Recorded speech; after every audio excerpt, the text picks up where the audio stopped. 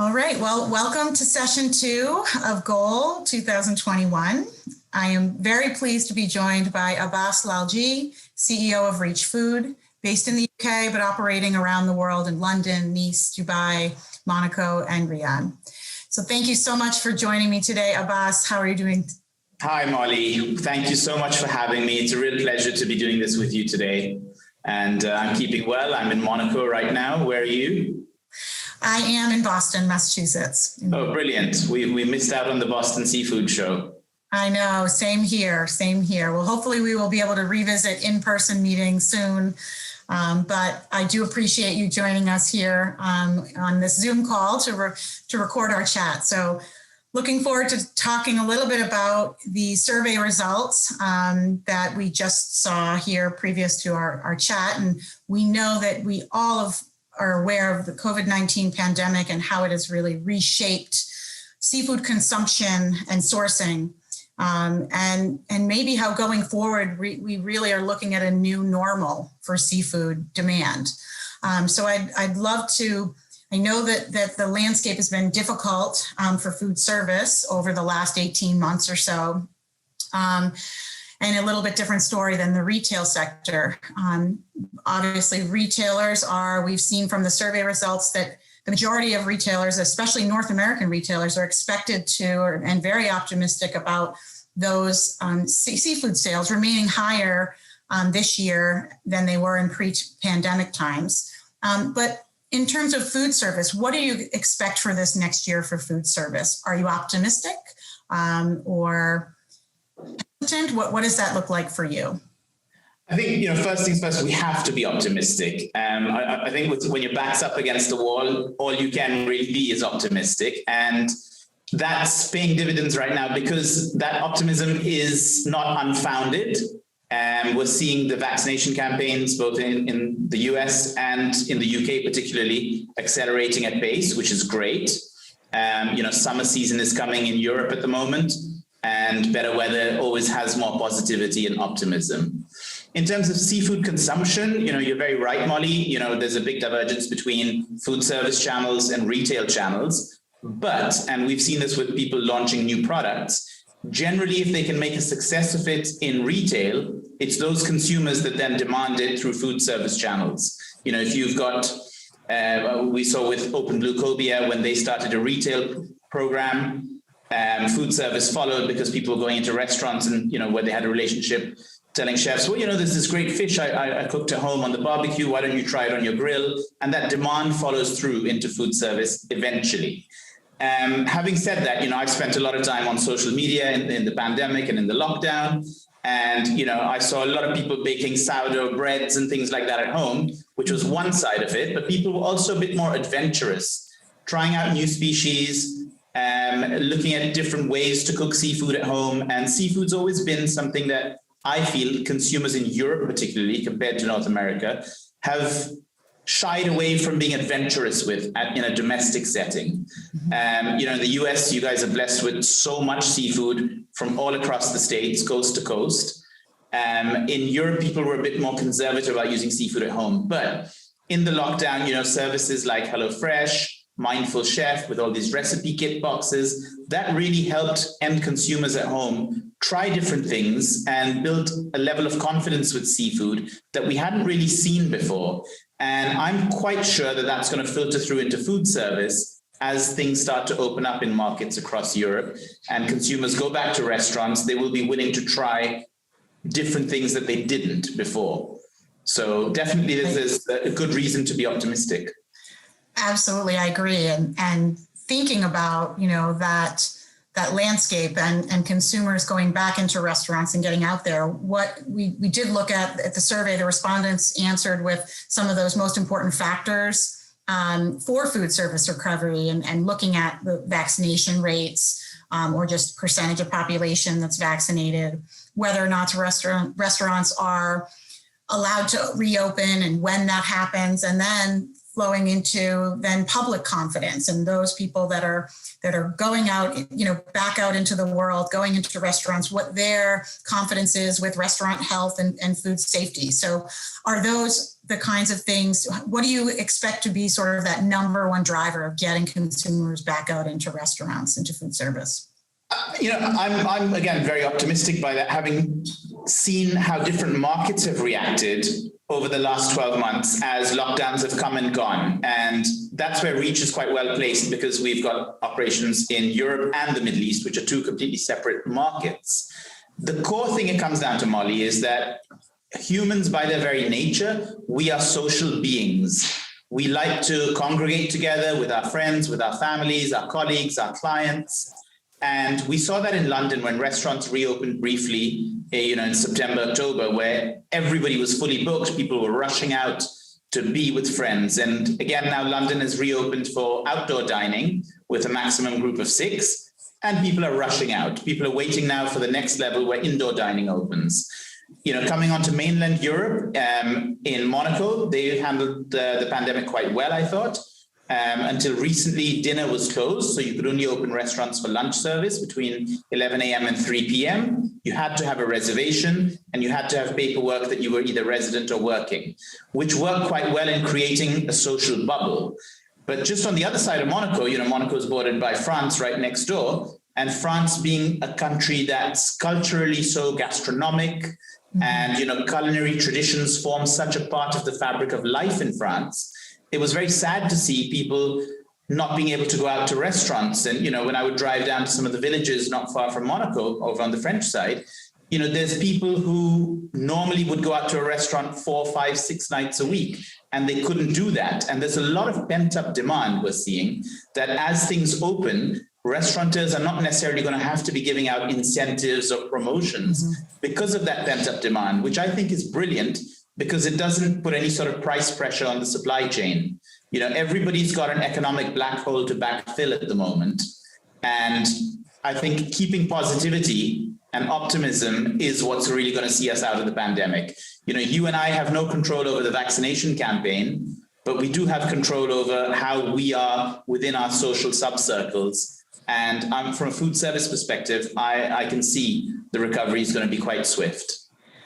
That's really great to hear. And I have that sense here in the US, where you can see, things have reopened and people are rushing out to go. I have 2 small children, and even I am rushing to take my children out to dinner, even though generally speaking, that can be a messy situation, but it's that contact with others that I think everyone has really been, so many people have missed. So I'm so glad that you're optimistic and that you expect, the sort of those sales to be there and those consumers to be ready as things really start opening up. So shifting over a little bit into the supply chain and sustainability. I know that Reach Food is committed to sustainability and responsibly sourced and produced seafood. But looking at pre-pandemic, maybe some of those sustainability commitments that you made, were any of those affected negatively with what has happened over the last 18 months? Or things sort of the same? Is that just part of what you do already, that there was never going to be that change that happened? So how does that look like? Were you affected in any way on that front? Molly, I don't think we were affected one way or another by sustainability in the pandemic. As a business, sustainability has always been very much at the heart of what we do, at the very core of it. It's woven into our fabric. I've got a great management team at Reach Food led by Carl Cecil, who leads on all of our sustainability initiatives and campaigns. And we make a great effort with our partners, which is both supply side and client side, for everybody to really be involved and understand sustainability, which is a whole another discussion. But we've not been affected by it. What I would say is the consumers have had this time working from home, and people have had a lot more personal time throughout the last 12 months to research and understand sustainability a bit better, which again excites me, because as food service channels start to reopen and restaurants start to reopen, I think sustainability has always been a very important conversation to have.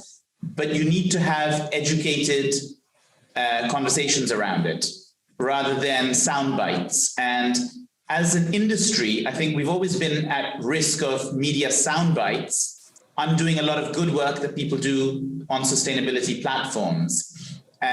For me, the big thing definitely through the pandemic is the consumers having been a bit better educated about it. And, you know, not to digress too much, but, you know, the pandemic has been a health pandemic.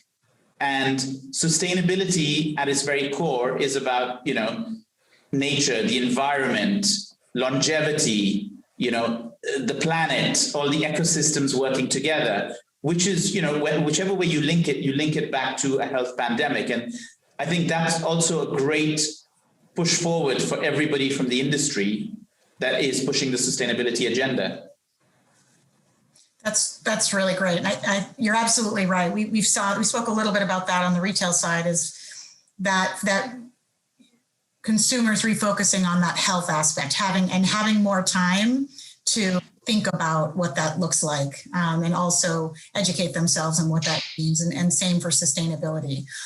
So that's really great. Obviously, as you said, sustainability, responsibly sourcing is part of what Reach Food has always done.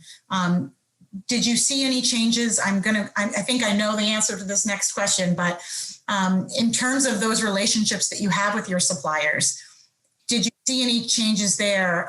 You referenced partners, so it sounds like you have that collaborative partnership already with your suppliers themselves, versus just having maybe transactional relationships with your suppliers. But was that something, do you expect that to change, or is that something that also is stable throughout the pandemic, the way that you engage your suppliers and the way, you know, you'll do that outside of the pandemic? That's largely been stable. I'd say it's actually come out stronger because, you know, I tell my team this a lot of the time. We're not just a seafood business, we're a communication business. And being able to communicate very strongly with your supply chain, upstream, downstream, with your client base, that's really important, more so in times like this, where there's so much uncertainty, both from a health perspective, from an economic perspective, from a political perspective.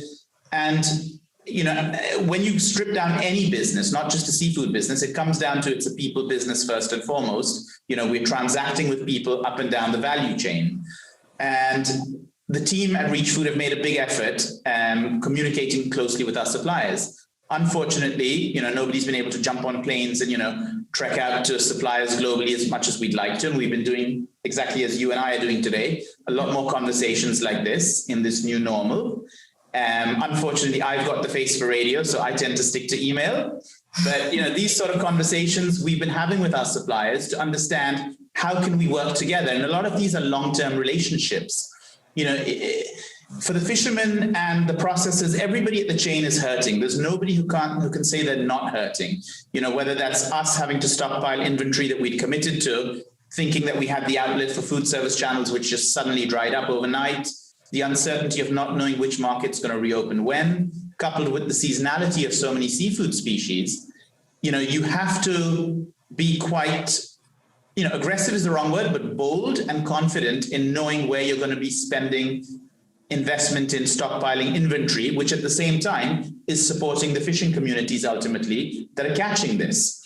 You know, as things started to dry up, a lot of businesses tried to pivot to retail, but not all species work for retail.